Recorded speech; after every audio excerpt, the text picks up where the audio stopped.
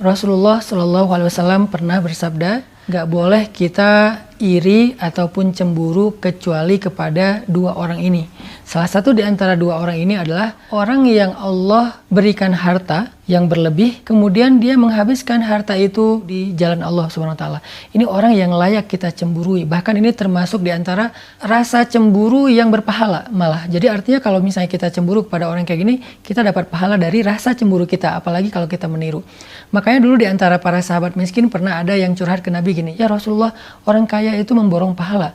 Kata Nabi, "Kaifa dzalik?" Gimana maksudnya? Kalau kami sholat, mereka sholat. Kalau kami puasa, mereka puasa. Kalau kami zikir, mereka zikir. Kalau kami baca Quran, mereka baca Quran.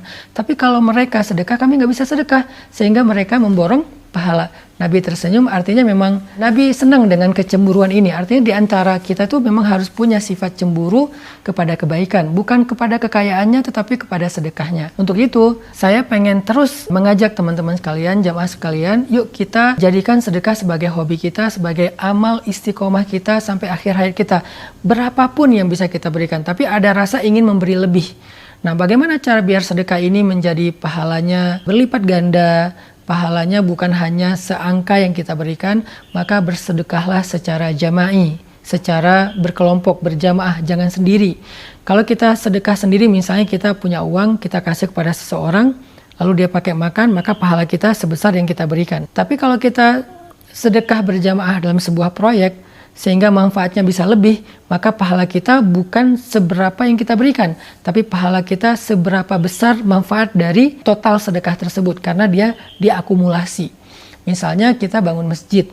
Bangun masjid kan nggak mungkin kita bangun sendiri ya, pasti kolektif sama yang lain. Kita ngasih 100.000, kita ngasih 1 juta, sementara untuk bangun masjid butuh sekian M. Sebutlah kayak Masjid Rohilah, kita butuh dana sekitar 4 miliar. Sekarang kita baru selesai 2 miliar, masih setengah lagi.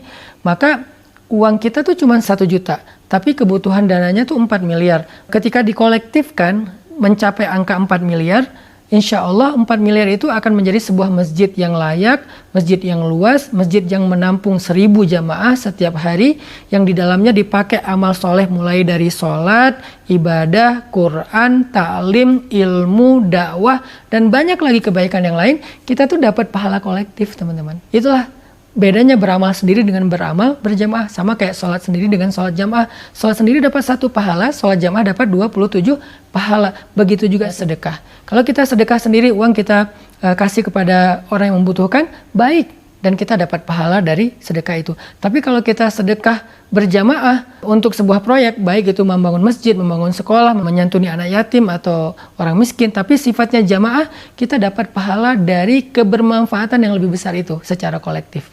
Maka ayo kita sama-sama terlibat dalam proyek langit membangun Masjid Rohilah atau Masjid Pemuda yang ada di pesantren. Semoga dengan sedekah kolektif kita akan mendapatkan akumulasi pahala yang besar dari setiap amal soleh yang dilakukan di Masjid Rohilah. Di Masjid Rohilah itu setiap awal bulan Hijriah kita mengadakan khatam Al-Quran 30 juz dalam sehari, dan juga doa-doa. Di akhir waktu khatam Al-Quran, kita mendoakan orang yang punya saham dalam membangun masjid, yang punya kontribusi dalam membangun masjid. Kita doakan orang-orang tua kita, guru-guru kita, dan kita mengharapkan yang terbaik dari pahala-pahala untuk mereka semuanya.